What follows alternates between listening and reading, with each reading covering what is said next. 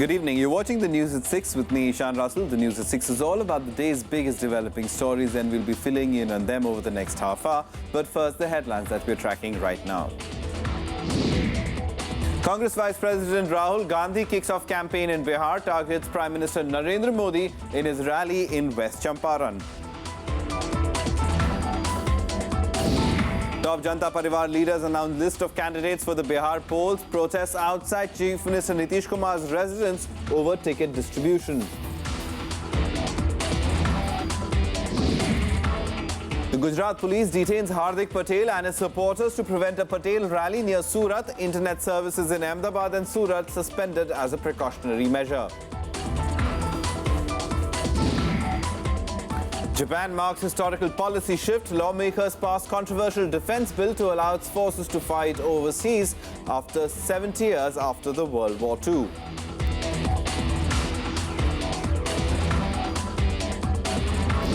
And Indian shuttler stuns two seeded players to enter Korea Open final. Will face world number 1 Chen Long on Sunday.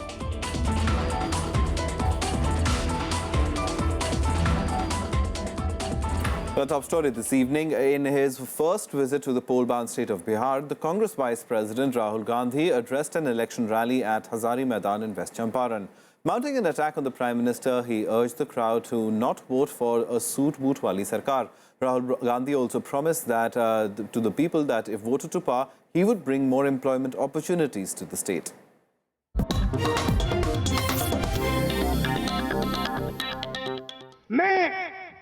और मेरे suit boot वाले दोस्त हर हिंदुस्तानी को अपने bank account में 15 लाख रुपए देंगे। मैं और मेरे सूट बूट वाले दोस्त जो महंगाई है उसको कम करेंगे। अब मैं आपसे एक सवाल पूछना चाहता हूं, 1 साल हो गया, 15 लाख किसी को मिला? महंगाई कम हुई? फेंकू था है।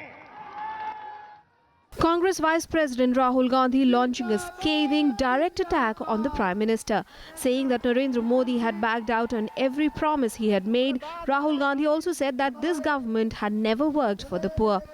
ये गरीबों की सरकार नहीं है, ये सूट बूट की सरकार है। और अगर आप इस भीड़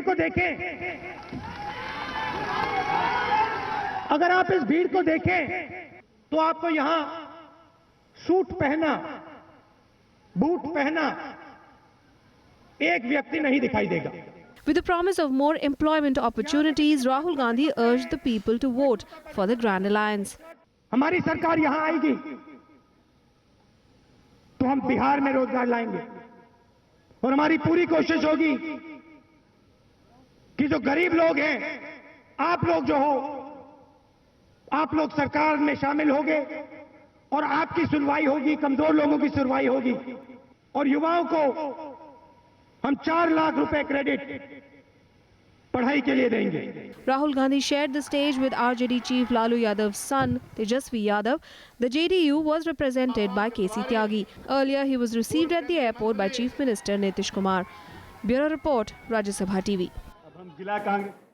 And let's go across to our correspondent Vishal there, who's been covering all these events. Vishal, as far as the Congress is concerned, it's fighting 40 seats in Bihar, and crucial election for its future itself, given the fact that it's not been doing well at all in the previously held recent elections. Well, yes, you're right. It is indeed a make or break point for the Congress party. As far as Bihar is concerned, they're fighting for 40 seats in this alliance. And let's not forget their past performances in the outgoing assembly. They had just, 4 MLAs. So obviously, for a national party like Congress, which ruled Bihar for a considerable number of time, they had majority governments, they had the chief ministers out there, and for them to run, have only 4 MLAs was something which clearly indicated the kind of decline which has happened in the party's electoral fortunes. But this time around, being a part of the Grand Alliance along with JDU and RJD, the Congress believes that they will be at least, able to go ahead and, reach the double-figure mark. Now, that is something which will only be possible on 2 factors. One, the way the tickets are going to be distributed, or rather the candidates are going to be finalized for all these 40 seats, and two, the kind of coordination which is required between these alliance partners at the ground level is something which will have to be, which will have to be looked into by senior leaders. Right, Vishal. I'll just ask you to hold on over there for a minute because I'll get your inputs on the story that you just mentioned. The fact that the Grand Alliance of Bihar, consisting of the RJD, the JDU and Congress, have reached a decision on seat allocation for the assembly polls. The RJD and the JDU will contest on 101 seats each, while the Congress will contest 41. The three parties have also reached a decision on seat allocation, even though candidates' names will be decided after further deliberations. The announcement made in a joint press conference comes after protests outside Chief Minister Nitish Kumar's Patna residence over ticket distribution.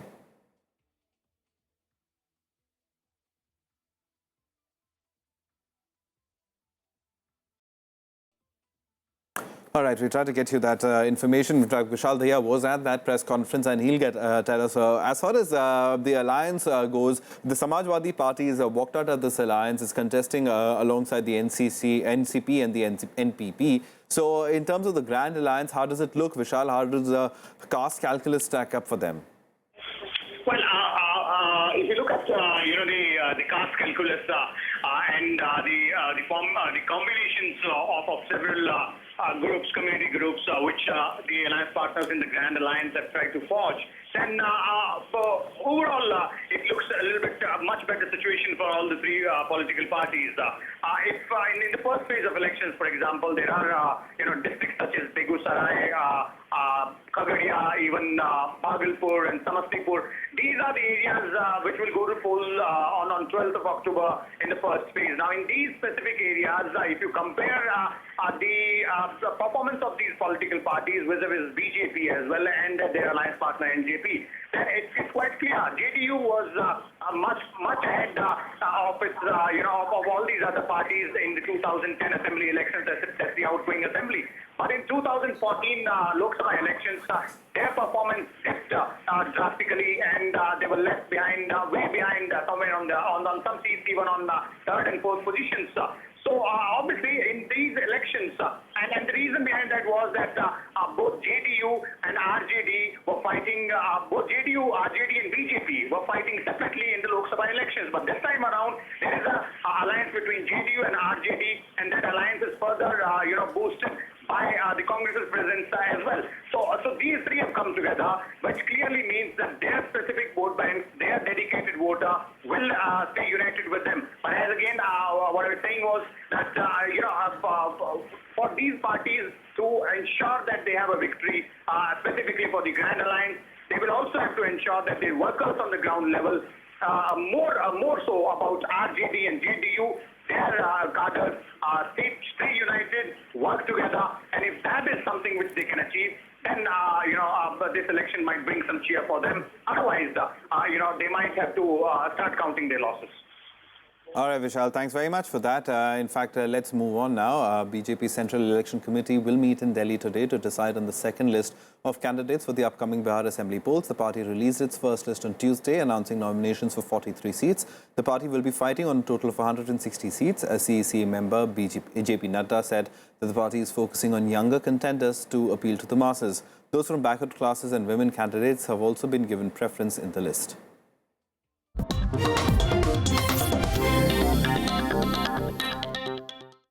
Moving on now, the Gujarat police has detained Hardik Patel, the leader of the Patel quota movement, along with his supporters in Surat today. They've been taken into preventive custody after their rally was denied permission by authorities. Soon after his detention, internet services were suspended in Ahmedabad and Surat for the next 24 hours.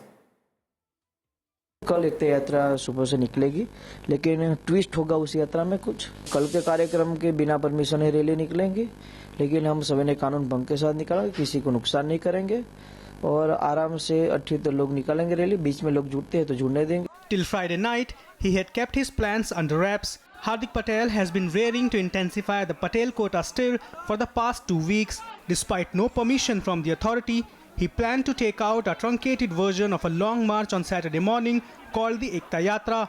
But it was over even before it could start.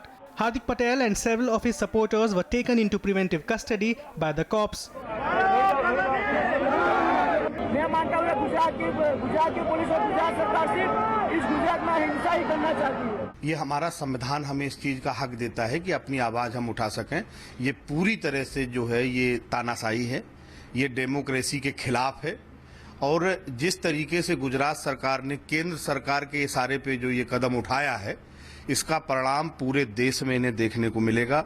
Saturday's attempted rally came after 2 postponements. The local authorities were wary, especially after his previous rally in Ahmedabad turned violent last month. The government was quick to suspend the internet services in the state capital Ahmedabad and Surat for 24 hours. फिलहाल 36 लोगों को detain किया गया है।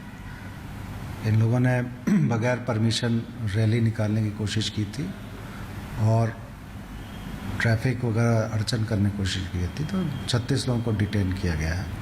शहर में परिस्थिति शांत है, पुलिस की पेट्रोलिंग चल रही है। Hardik Patel has been in limelight for some time, especially after the violence in Ahmedabad leading to curfew in the state. At least 10 people were killed and several others were injured in what Hardik Patel claimed was a police excess. His allegation on the Gujarat cops is still being investigated. Bureau Report, Rajya Sabha TV. Now, Aam Aadmi Party leader and senior advocate H.S. Phulka has resigned from all party posts. Giving the reason behind his resignation, he said he wants to give his undivided attention to the anti-Sikh riots cases that are now at a crucial juncture. He also tried to squash rumours that there was a rift within the party leadership by saying that he would remain part of the Aam Aadmi Party. He also sounded confident when he said that the party was at the cusp of winning the next assembly polls in Punjab. The party is doing so well in Punjab. Now it is almost certain that the party will form the government in 2017. So I asked the party to relieve me, and they relieved me. I have decided to quit my active political career and to devote my full time for these cases of the justice to the victims. काफी दिनों से वे इसके बारे में सोच रहे थे और कहा जा रहा है कि 84 के दंगों के अंदर कुछ ब्रेक थ्रूज मिले हैं, कुछ विटनेसेस ने बयान दिए हैं, जिससे हो सकता है कि ये जो लड़ाई वो इतने सालों से लड़ रहे थे उसके अंदर थोड़ी कामयाबी मिले। तो मुझे लगता है सही कर रहे हैं कि वो अपना टाइम और एनर्जी उस वक्त उन केसेस पे डालना चाहते हैं। Time now to get you all the national news and updates nationwide. The strike by students of the FTII in Pune has completed 100 days today. So far, 5 students have had to be hospitalized due to the relay hunger strike since the 10th of September. Protesting against the appointment of Gajendra Chauhan as the new chairman, the students have agreed to hold talks with the government without any conditions. One more death has been reported in Delhi due to a dengue outbreak on Saturday, taking the death toll to 21. Rains overnight in the national capital also triggered alarm amongst the health officials. The Union Health Ministry has issued a fresh advisory to the Delhi government to intensify its efforts to tackle the crisis after rainfall since last night. In a continuing spate of surrenders, about 49 Mao supporters along with 380 sympathizers surrendered before the police in Odisha's Malkangiri district. They will be provided assistance in line with the rehabilitation policy of the state government. Over 1,000 people have laid down arms within a span of only 12 days. 3 workers of the Himalayan construction company are still trapped in a tunnel after a part of it collapsed last Saturday. Rescuers have managed to establish contact with 2 of them. They have been given eatables through a pipe. The whereabouts of the 3rd worker is not yet known.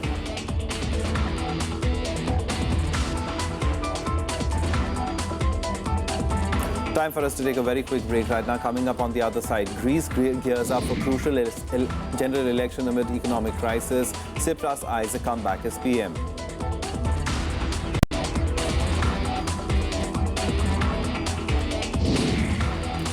And stunning higher-ranked shuttlers, India's Ajay Jairam reaches the final of the Korea Open Badminton Championship. More on that on the other side.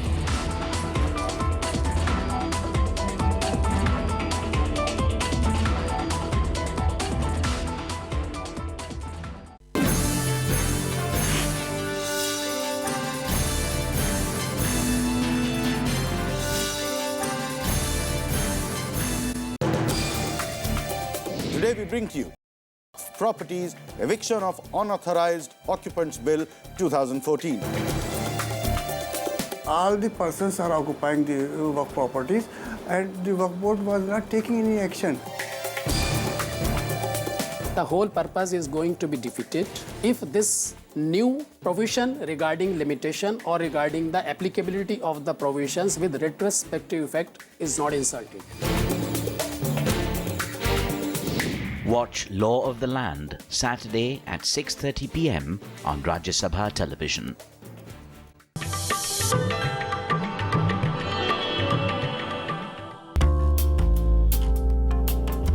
From cowries to metal pieces, Indian currency has seen many changes. The earliest punch-marked coins came from Gandhar. The East India Company at the turn of the 19th century also minted its own coins. The Indo-Greek coins come from a colony left behind by Alexander. They depict the golden rule of the Guptas, with embossed human portraits and matrimonial alliances like Chandragupta Maurya's wedding with Seleucus I Nicetor's daughter.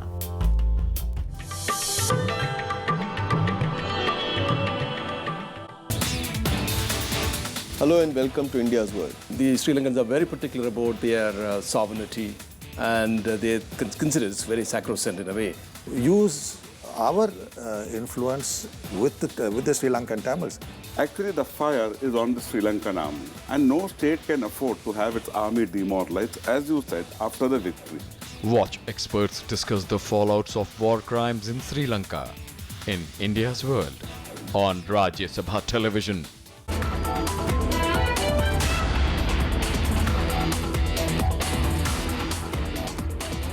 Welcome back. You're watching the news at 6. Now, addressing the global investors at the Singapore Summit 2015, Finance Minister Arun Jaitley assured India remains insulated from the current economic crisis. Jaitley said that India stands out as a brighter spot despite the global slowdown and its impact on other countries. Jaitley also allayed concerns about the pace of economic reforms in India. He said that the government is absolutely clear about the direction to take as he addressed a gathering of around 400 global business leaders and investors. On his 4-day visit, Jaitley also called on Singapore Prime Minister Leung and Foreign Minister K. Shanmugam to discuss ways to increase bilateral trade and investment. Despite protests from the public and opposition parliamentarians, the Japanese lawmakers voted to move away from its pacifist beliefs. The new law allows the military to fight overseas to protect the nation and its allies. But there is a word of caution too, as critics say the move could add to the tensions in the region involving China. Heavy security in front of the Japanese parliament as police vehicles blocked a protest rally. The situation was equally tense inside too, with ministers breaking into scuffles over the controversial reforms in the country's security bill. 可決されるっていうことはまず前提にあって、それで来てるわけね。だから私今日初めて来たわけ。もう今日可決されるかもしれないっていうことで、一人でも多く来た方がいいんじゃないかってことで来たわけ。148 lawmakers voted in favor of the bill that allows the military to fight overseas. A historic decision in itself, coming 70 years after the end of the Second World War. The bill loosens the limits of the pacifist constitution on the military. A big change for Japan's defense policy since the creation of its post-war military in 1954. Prime Minister Shinzo Abe says the changes are vital to meeting new challenges. 平和安全法制は国民の命と平和な暮らしを守り抜くために必要な法制であり、戦争を未然に防ぐためのものであります。The new law ends the ban on collective self-defense and also expands the scope for logistics support to Japan's allies and for participation in peacekeeping. The vote was delayed for several hours as the opposition tried all methods to stop the measure from coming into effect. Japan's ally, the US, welcomed the decision. However, there were concerns from other quarters. 일본이 집단적 자위권을 행사함에 있어 한반도 안보 및 우리 국익과 관련된 사안에 대해서는 우리 측의 요청 또는 동의가 없는 한 용인될 수 없음을 다시 한번 분명히 밝힌다. Critics of the law say it violates the pacifist constitution and could lead Japan into unnecessary US-led wars abroad. It even raises the scope of broader interpretations by future governments. Bureau Report, Rajya Sabha TV. Now, the migrant situation is creating bad blood between European nations, with Hungary threatening to block Croatia's accession to EU's passport-free Schengen zone if it fails to defend its borders. The move came after Croatia continued to send migrants into Hungary, despite the latter's attempts to hold them back. The migrants themselves are now seeking new routes for their onwards journey towards Austria and Germany. In Slovenia, police used pepper spray to disperse migrants trying to cross in from Croatia. EU leaders will hold an emergency talk next week to discuss ways to deal with the escalating crisis. A war of words has erupted between Croatia and Hungary amid a deepening disarray in Europe over the biggest westwards migration in decades. Hungary said that it will block Croatia's accession to European Union's passport-free Schengen zone if it fails to defend its external borders. Unable to cope with the rising number of migrants, Croatia had forced Hungary to take in thousands of migrants and said they would continue sending migrants to the borders after providing them with food and water. A Hrvatskoj, to sam jasno jučer rekao, neće biti europski izbjeglički centar. Jer normalno da bi to nekome na sjeveru odgovaralo. Eto, baš zgodno, sad su tu kao u Hrvatskoj, ne, i sad nek tu ostane 100.000 ljudi. To je nemoguće. Először is még egyszer szeretném aláhúzni, hogy Horvátország ahelyett, hogy ellátná a bevándorlókat regisztráció nélkül. Slovenia's Prime Minister meanwhile said that a corridor for migrants to pass through the country is under consideration. EU leaders will hold an emergency meeting to discuss the crisis next week. Če bi se zgodilo, da bo pritisk beguncev prevelik, potem zanesljivo se bomo pogovarjali tudi o možnih poteh, tudi tako imenovanih koridorjih. In their desperate search for better life, migrants are seeking new routes from Croatia despite moves by Slovenia and Hungary to hold them back. In Turkey, police stopped migrants from crossing the border into Greece. You see the people right here are gathering, they are gathering right here. We were blocked last night. We stopped right here. We slept in the street and we are still blocked by the police barrier right there, as you see. And we just want to cross into Greece peacefully. Refugees are using Hungary and Slovenia, which are in the borderless Schengen area, to reach their final favoured destinations in the northern Europe. However, strict border controls and restrictions are forcing them to figure out newer ways to do this. Bureau Report, Rajya Sabha TV. Time now to take a look at all the other international news stories in Global Buzz. The Syrian government has launched airstrikes against IS militants in the ancient city of Palmyra. At least 26 people have been killed, including 12 IS militants. IS took over the city of Palmyra earlier in May. They've also destroyed most of its heritage structures, including 2 temples. As Greece gears up for fresh elections on Sunday, former Prime Minister Alexis Tsipras held an election rally in capital Athens. He appeared confident as he addressed a large gathering. It will be a closely fought elections as opinion polls show both Syriza and his conservative rival, the New Democracy Party, are going neck to neck. US President Barack Obama nominated an openly gay civilian, Eric Fanning, as the new Secretary of the Army. Fanning is currently serving as acting Army Undersecretary. He'll be the first openly gay leader of a military service branch in US history. Pope Francis has departed for his first visit to Cuba and the United States. He will spend 4 days in Cuba before flying to the US. The Vatican said that Pope Francis's trip to Cuba would help end a 53-year-old US embargo and will lead to more freedom and human rights. US President Barack Obama spoke to his Cuban counterpart Raul Castro over the phone. Both leaders discussed ways on improving cooperation and trade relations. The Obama administration has already announced new regulatory rules that will make it easier to do business and travel to Cuba.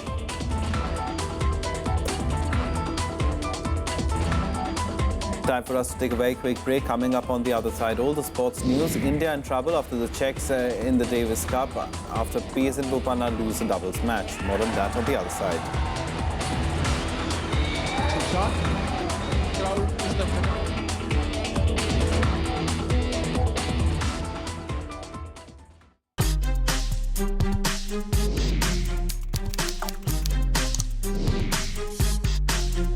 Get live Rajya Sabha session.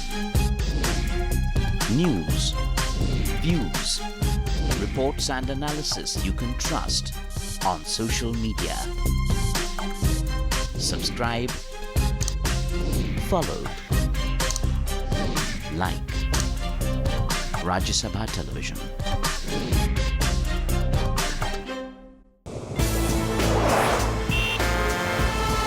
Tales that inspire, stories of social change. A salute to diversity, promoting public discourse. Events that motivate, inspiring the innovative spirit. Watch Rajya Sabha television documentaries every Friday at 10:30 p.m, Saturday 12:30 p.m, and Sunday at 1 p.m.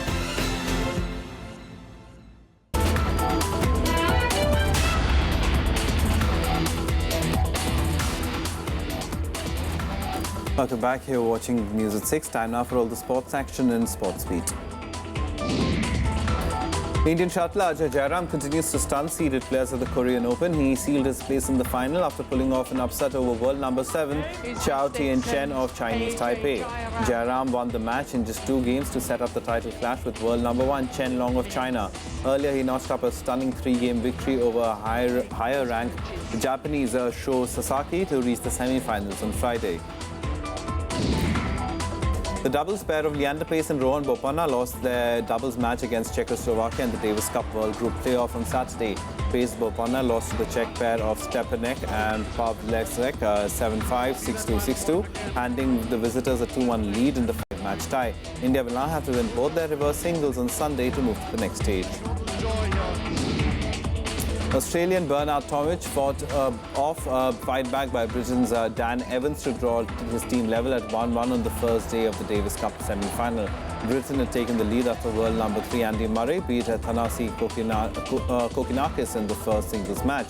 In the other semi-final tie, Argentina came from behind to level the tie 1-1 against Belgium. Cricket legend Kapil Dev qualified for the Asia Pacific Senior Golf Team Championship after finishing 5th in the IGU All India Senior Golf Championship.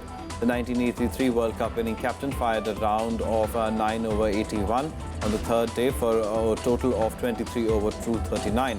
The international tournament would be held at the Qingdao Club in China from October 14th to 16th. Well, that's a wrap from us, but as we go, we leave you with the visuals of a dancing traffic cop in Bhubaneswar. He's fondly referred to as the Billy Bowden on the traffic pitch. Take a look.